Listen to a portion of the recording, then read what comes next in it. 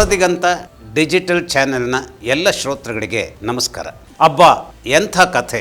ಇದು ಪುರಾಣದ side story. ಇವತ್ತು ಈ ಕಥೆಗಳ ಮಾಲಿಕೆಯಲ್ಲಿ ಹಂಚಿಕೊಳ್ಳಿಕ್ಕೆ ಬಯಸುವಂಥದ್ದು ಕೌಸಲ್ಯೆ, ರಾಮನ ತಾಯಿ. ಯಾವ ಒಂದು ರೀತಿಯ ಒತ್ತಡಕ್ಕೆ ಮಗ ವನವಾಸಕ್ಕಾಗಿ ಹೊರಡ್ತಾ ಇದ್ದಾನೆ ಅಂತ ತಿಳ್ಕೊಂಡಾಗ ಅವಳು ಎದುರಿಸಬೇಕಾದಂಥ ಸಂದರ್ಭ ಬರುತ್ತೆ ಅನ್ನುವಂಥದ್ದನ್ನು ನಾವು ಈ ಕಥೆಯ ಮೂಲಕವಾಗಿ ತಿಳಿದುಕೊಂಡಾಗ ಬಹಳ ಆಶ್ಚರ್ಯ ಅನಿಸುತ್ತೆ. ರಾಮನಂತಹ ಪುರುಷೋತ್ತಮ, ಏನು ನಾವು ಇವತ್ತು ಪುರುಷೋತ್ತಮ ಶ್ರೀರಾಮಚಂದ್ರ ಅಂತ ಹೇಳ್ತೇವೆ, ಅಂತಹ ರಾಮನ ತಾಯಿ ಎಷ್ಟೊಂದು ರೀತಿಯ ಅಸಹಾಯಕತೆಯನ್ನು ಹೊಂದಿದಂತಹ ಒಂದು ಮಹಾರಾಣಿಯಾಗಿಯೂ ಕೂಡ ತನ್ನ ಅಸಹಾಯಕತೆಯನ್ನು ತೋರ್ಪಡಿಸಬೇಕಾದಂತಹ ಸ್ಥಿತಿಗೆ ಹೋಗಿರ್ತಾಳೆ ಅಂತಾರೆ. ನಿಜಕ್ಕೂ ಇದು ವಿಧಿಯ ಒಂದು ಆಟ ಅನ್ನುವಂಥದ್ದಾಗಿ ಹೇಳಬೇಕು, ಒಂದು ವಿಪರ್ಯಾಸ ಅಂತಲೇ ಹೇಳಬೇಕು. ರಾಮ ಇನ್ನೇನು ವನವಾಸಕ್ಕೆ ಹೋಗಬೇಕು ಅನ್ನುವಾಗ ಅವಳ ಅಂತಃಪುರಕ್ಕೆ ಹೋಗ್ತಾನೆ. ಅವಳ ಆಶೀರ್ವಾದವನ್ನು ಪಡೆಯಲಿಕ್ಕೆ ಅಲ್ಲಿಗೆ ಹೋಗಿ ತಾಯಿಯನ್ನು ನಮಸ್ಕರಿಸ್ತಾನೆ. ಆಗ ತಾಯಿ ಮಾತನಾಡೋದಿಲ್ಲ. ಅವಳು ಹೇಳ್ತಾಳೆ, ನಿನಗೆ ಶುಭವಾಗಲಿ. ಯಾಕೆಂದರೆ ಯಾವುದೆಲ್ಲ ನಡೆದಿದೆಯೋ ಈ ನಗರದಲ್ಲಿ, ಏನು ನಡೀತಾ ಇದೆಯೋ ಇದೆಲ್ಲ ನನಗೆ ತಿಳಿದಂಥ ವಿಚಾರ. ನನ್ನ ಪತಿ ದಶರಥ, ನಿನ್ನ ತಂದೆ ನಿನಗೆ ವನವಾಸ 14 ವರ್ಷಗಳ ವನವಾಸವನ್ನು ನೀನು ಪೂರೈಸಬೇಕು. ಅದು ಯಾವಾಗ ನಿನಗೆ ಬಂತು? ನಾಳೆ ಪಟ್ಟಾಭಿಷೇಕ ಅನ್ನುವಾಗ ರೋಚಕವಾದಂಥ ರೀತಿಯಲ್ಲಿ, ವಿಸ್ಮಯಕರವಾದಂಥ ರೀತಿಯಲ್ಲಿ ಅನಿರೀಕ್ಷಿತವಾಗಿ ನಿನ್ನ ಚಿಕ್ಕಮ್ಮಳಾದಂಥ ಕೈಕೇಯಿ ಇದಕ್ಕಾಗಿ ಕೋರಿಕೆ ಇಟ್ಟಾಗ, ಯಾವುದೋ ಒಂದು ಕಾರಣಕ್ಕೆ ಬದ್ಧರಾದಂಥ ನನ್ನ ಪತಿ ದಶರಥ ನಿನಗೆ ಈ ಆಜ್ಞೆಯನ್ನು ಮಾಡಿದ್ದಾರೆ. ಎಲ್ಲಿ ಹೋಗ್ತೀಯೋ ಅಲ್ಲಿ ಅತ್ಯುತ್ತಮವಾದದ್ದನ್ನು ನಿರ್ಮಿಸಿಕೊಳ್ಳಬಹುದಾದಂಥ ನಿನ್ನ ಶಕ್ತಿಯ ಬಗ್ಗೆ ನನಗೆ ಅನುಮಾನ ಇರದೇ ಹೋಗಿದ್ದರಿಂದ ನಾನು ನಿನ್ನನ್ನು ಬೀಳ್ಕೊಡ್ತೇನೆ. ಆದರೆ ನಿಜಕ್ಕೂ ಒಂದನ್ನು ನನಗೆ ಹೇಳು, ಅಂತರಂಗದಲ್ಲಿ ಈ ಕಾರಣಕ್ಕಾಗಿ ನೀನು ದುಃಖವನ್ನು ಇಟ್ಟುಕೊಂಡಿದೆಯಾ ಅಂತ ಪುರುಷೋತ್ತಮನಾದಂಥ ರಾಮನಲ್ಲಿ ಅವಳು ಪ್ರಶ್ನಿಸ್ತಾಳೆ. ಯಾಕೆಂದರೆ ಮಗನ ಅಂತರಂಗದಲ್ಲಿ ಬಹಳ ದೊಡ್ಡ ಉಮ್ಮಳ ಅಥವಾ ಯಾತನೆ, ಪ್ರಕ್ಷುಬ್ಧತೆ ಇದೆ ಎನ್ನುವುದಾಗಿ ಅವಳ ಭಾವನೆ. ಯಾವನೇ ಮಗ ಪ್ರಕ್ಷುಬ್ಧತೆಯನ್ನು ಹೊಂದಿದ್ದಾನೆ, ಆಂತರ್ಯದಲ್ಲಿ ಒದ್ದಾಡ್ತಾ ಇದ್ದಾನೆ ಅಂತಾದರೆ ಯಾವ ತಾಯಿ ಅದನ್ನು ಸಹಿಸಲಿಕ್ಕೆ ಸಾಧ್ಯ? ಆದರೂ ಆ ಯಾತನೆಯ ಆಳ ಯಾವುದು ಇದ್ದಿರಬಹುದು ಅನ್ನುವಂಥದ್ದನ್ನು ತಿಳಿದುಕೊಳ್ಳಲಿಕ್ಕೆ ಅವಳು ರಾಮನ ಮೂಲಕವಾಗಿ ಪ್ರಯತ್ನಿಸ್ತಾಳೆ. ರಾಮ ಒಂದೇ ಮಾತನ್ನು ಹೇಳ್ತಾನೆ, ನಾನು ಕೇಳಿದ ಕಥೆ ಅಮ್ಮ. ನಾನು ಚಿಕ್ಕವನಿದ್ದಾಗ ಆ ದೂರದ ಚಂದ್ರನನ್ನು ನನ್ನ ಕೈಗೆ ತನ್ನಿ ಎನ್ನುವುದಾಗಿ ನಾನು ತುಂಬ ಹಠ ಮಾಡ್ತಾ ಇದ್ದೆ ಅನ್ನುವಂಥ ಕಥೆಯನ್ನು ನಾನು ಕೇಳಿದ್ದೇನೆ.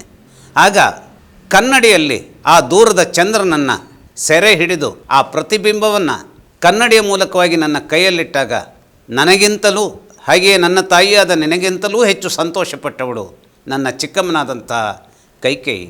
ನನ್ನ ಬಗೆಗಾಗಿ ಇಂತಹ ಅಂತರಂಗದ ಒಂದು ಸಂತೋಷವನ್ನು ಅವಳು ಆ ದಿನಗಳಂದು ಅನುಭವಿಸಿದ್ದಾಳೆ, ಅವಳು ಆ ಮೂಲಕವಾಗಿ ಹೊಂದಿದ್ದಾಳೆ ಅಂತಾದರೆ ನಿಜಕ್ಕೂ ಆಕೆಯ ವ್ಯಕ್ತಿತ್ವ ಬಹಳ ಅಗಾಧವಾದದ್ದು.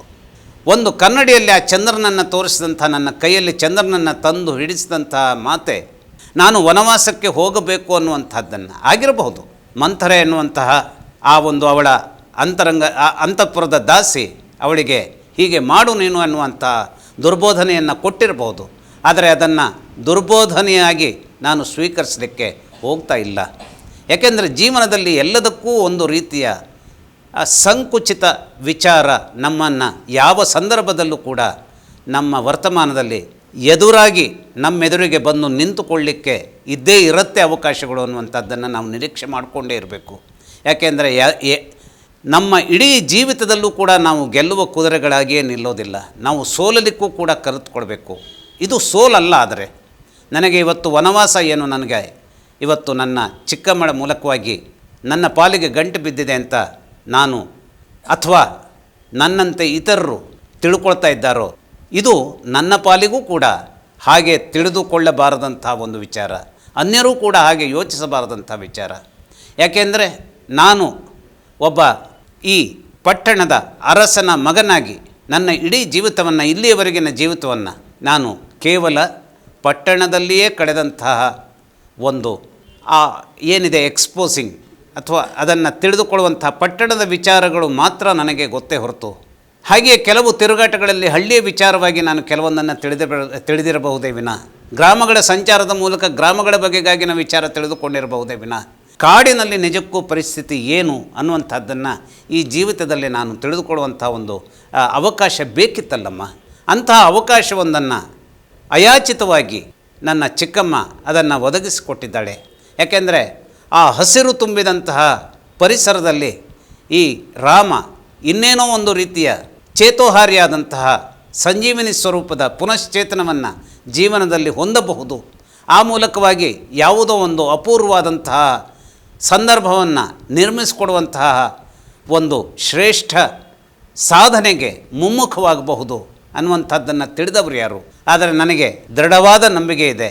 ನನ್ನ ಚಿಕ್ಕಮ್ಮ ಏನು ಆ ದಿನ ಹೊಳೆಯುವಂಥ ಚಂದ್ರನನ್ನು ನನ್ನ ಕೈಯಲ್ಲಿಟ್ಟಳು, ಇವತ್ತು ಶೋಭಾಯಮಾನವಾದಂಥ ಕಾಡನ್ನು ನನ್ನ ಪಾಲಿನ ವರ್ತಮಾನವನ್ನಾಗಿ ನಿರ್ಮಿಸಿಕೊಟ್ಟಾಗ ಈ ಕಾಡು ಯಾವುದೋ ಒಂದು ಲೋಕೋತ್ತರವಾದಂಥ ಕಾರಣವನ್ನು ಇಟ್ಟುಕೊಂಡು ನಾನು ಹೋಗಬೇಕಾದಂಥದ್ದಕ್ಕೆ ಕೊಂಡಿಯನ್ನು ಕೂಡಿಸಿಕೊಡುತ್ತೆ ಅನ್ನುವಂಥದ್ದು ನಾನು ಗ್ರಹಿಸಿಕೊಂಡಂಥದ್ದು ಅಂತ ಅವನು ತಾಯಿಯನ್ನು ರಾಮಚಂದ್ರ ಅಪ್ಪಿಕೊಳ್ತಾನೆ. ಆಗ ತಾಯಿ ಬಹಳ ಆನಂದದಿಂದ ಕಣ್ಣೀರನ್ನು ಇಡ್ತಾಳೆ. ನಿಜಕ್ಕೂ ಅವಳಿಗೆ ರಾಮನ ಆದರ್ಶ ಏನು ಅನ್ನುವಂಥದ್ದು ತಿಳಿದಾಗ ತಾಯಿ ನಿಜಕ್ಕೂ ರಾಮನಿಗೆ ದೇವರಾಗಿರ್ತಾಳೆ. ಆದರೆ ಅವಳು ಮನಸ್ಸಿನಲ್ಲಿ ಯೋಚಿಸ್ತಾಳೆ, ಮಕ್ಕಳು ಕೂಡ ದೇವರಾಗಬಲ್ಲರು, ಅಂತಹ ಒಬ್ಬ ದೇವರಾಗಬಹುದಾದಂತಹ ದೈವ ಹೃದಯದ ಮನುಷ್ಯನನ್ನು ನನ್ನ ಒಡಲಿನ ಮಗನನ್ನಾಗಿ ಎತ್ತಿದ್ದೇನೆ ಅಂತಾದರೆ ನಿಜಕ್ಕೂ ಇದು ನನ್ನ ಒಂದು ಅಂತಃಸತ್ವದ ಪೂರ್ವಜನ್ಮದ ಪುಣ್ಯ ಅನ್ನುವುದಾಗಿ ಅವಳು ಆನಂದ ಬಾಷ್ಪವನ್ನು ರಾಮನ ಏನು ದೇಹದಲ್ಲಿ ಅವಳು ಸುರಿಸ್ತಾಳೆ. ರಾಮನಿಗೆ ತುಂಬ ಸಂತೋಷವಾಗುತ್ತೆ. ಯಾಕೆಂದರೆ ತಾನು ತಾಯಿಯನ್ನು ಈ ವಿಚಾರದಲ್ಲಿ ಕನ್ವಿನ್ಸ್ ಮಾಡಿದ್ದೇನೆ. ನನಗೆ ಬೇಕಾದಂಥ ಯಾವುದೋ ನನ್ನ ಕೊರತೆಯೋ ಆ ಕೊರತೆಯನ್ನು ತುಂಬಬಹುದಾದಂತಹ ದಿನಗಳನ್ನು ನನ್ನ ಮತ್ತೋರ್ವ ತಾಯಿಯಾದಂತಹ ಮಲತಾಯಿ ಇದ್ದಿರಬಹುದು, ಆದರೆ ಅವಳು ನನ್ನ ತಾಯಿಯೇ. ಯಾಕೆಂದರೆ ಅವಳಿಗೂ ಕೂಡ ರಾಮ ಸಂಪೂರ್ಣವಾದಂತಹ ಸಂತೋಷದಲ್ಲಿ ಇರಬೇಕು ಅನ್ನುವಂಥದ್ದನ್ನು ಅವಳು ಕೂಡ ಅಂತಃಕರಣದಲ್ಲಿ ಹೊತ್ತವಳೆ. ಹಾಗಾಗಿ ಅವಳ ಮಾತುಗಳನ್ನು, ಅವಳ ಮೂಲಕವಾಗಿ ಬಂದಂತಹ ತಂದೆಯ ಮಾತುಗಳನ್ನು ನಾನು ನೆರವೇರಿಸ್ತೇನೆ ಅಂತಾದರೆ, ಆದರೆ ಅವನಿಗೆ ಮತ್ತೊಂದು ಸರ್ರನೆ ಅಲ್ಲಿ ನೆನಪಿಗೆ ಬರುತ್ತೆ. ಆದರೆ ಅದನ್ನು ತಾಯಿಗೆ ಹೇಳಲಿಕ್ಕೆ ಹೋಗಲ್ಲ ಅವನು. ಯಾಕೆಂದರೆ ದೈವದ ನಿರ್ಣಯವೇ ಈ ರೀತಿಯಲ್ಲಿದ್ದರೆ ಅದನ್ನು ಹೇಳುವುದರ ಮೂಲಕ ತಾಯಿಯ ನೋವಿಗೆ ಕಾರಣವಾಗಬಾರ್ದು ಅಂತ ಅವನು ಶ್ರವಣಕುಮಾರನ ಕಥೆ ನೆನಪಿಗೆ ಬಂದರೂ ಕೂಡ ಅದನ್ನು ತಾಯಿಗೆ ಹೇಳಲಿಕ್ಕೆ ಹೋಗೋದಿಲ್ಲ. ಯಾಕೆಂದರೆ ದಶರಥನಿಗೆ ಒಂದು ಶಾಪ ಶ್ರವಣಕುಮಾರನ ತಂದೆಯ ಮೂಲಕವಾಗಿ ಬಂದಿರುತ್ತೆ. ಇವೆಲ್ಲ ದೊಡ್ಡ ಕಥೆ.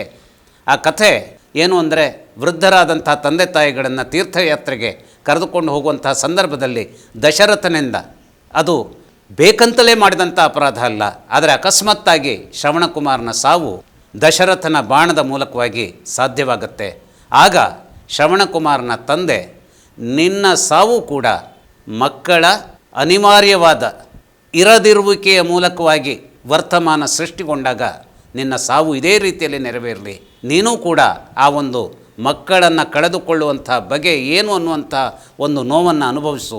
ಆದರೆ ನನ್ನ ಮಗ ನಿರಂತರವಾಗಿ ಈ ಲೋಕವನ್ನು ಬಿಟ್ಟು ಹೋಗಿದ್ದಾನೆ, ಆದರೆ ಹಾಗಲ್ಲ, ನಿನ್ನ ಮಕ್ಕಳು ಜೀವಂತವಾಗಿರಬೇಕು, ಆದರೆ ನಿನ್ನ ಸಾವಿನ ಸಂದರ್ಭದಲ್ಲಿ ಎಲ್ಲರೂ ನಿನ್ನಿಂದ ದೂರವಾಗಿರಬೇಕು. ಅಂತಹ ಸಂದರ್ಭದಲ್ಲಿ ಹೃದಯ ವಿದ್ರಾವಕವಾದಂಥ ಇದೇ ರೀತಿಯ ಸಾವು ನಿನಗೆ ಬರಲಿ ಅಂತ ಶಾಪವನ್ನು ಕೊಟ್ಟಿರ್ತಾನೆ.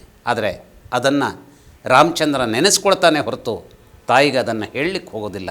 ಯಾಕೆಂದರೆ ಕಾರ್ಯಕಾರಣ ಯಾವ ರೀತಿಯಲ್ಲಿ ಕೂಡಿಕೊಳ್ತಾ ಇದೆ, ಹೇಗೋ ಬಂದ ಶಾಪ ಸರ್ಪದ ಹೆಡೆಯಾಗಿ ಹೇಗೆ ಸುತ್ತಕೊಳ್ಬಹುದು ವರ್ತಮಾನವನ್ನು ಅನ್ನುವಂಥದ್ದನ್ನು ತಿಳಿದಿದ್ದಂಥ ರಾಮ ಅಲ್ಲಿ ಅವನ್ನು ಶಬ್ದದಲ್ಲಿ ವ್ಯಕ್ತಪಡಿಸಲಿಕ್ಕೆ ಸಾಧ್ಯವಾಗದೆ ಒದ್ದಾಡ್ತಾನೆ. ಆದರೆ ಇದು ವಿಧಿ ಬರೆದಂತಹ ಹಣೆ ಬರಹ ಅಂತ ಅವನು ತಿಳಿದಿದ್ದರಿಂದ ಆ ವಿಚಾರವನ್ನು ಮತ್ತೆ ತಾಯಿಯ ಎದುರು ಹೇಳಲಿಕ್ಕೆ ಹೋಗೋದಿಲ್ಲ. ಅವಳ ಆಶೀರ್ವಾದವನ್ನು ಪಡೆದು ಅವನು ಕಾಡಿಗೆ ಹೋಗೋದಕ್ಕೆ ಏನು ಸಜ್ಜಾಗ್ತಾನೆ. ಆ ಸಜ್ಜಾದ ನಂತರದ ಕಥೆ ವಿಸ್ತೃತವಾದಂಥದ್ದು, ರಾಮಾಯಣ ಹೇಗೆ ನಡೆಯುತ್ತೆ ಅನ್ನುವಂಥದ್ದು ನಮಗೆಲ್ಲ ತಿಳಿದಂಥದ್ದು. ಇವೆಲ್ಲವನ್ನು ಹೇಳ್ತಾ ಈ ಕಥೆಯನ್ನು ಇದಕ್ಕೆ ಮುಗಿಸ್ತಾ ಇದ್ದೇನೆ. ನಮಸ್ಕಾರ.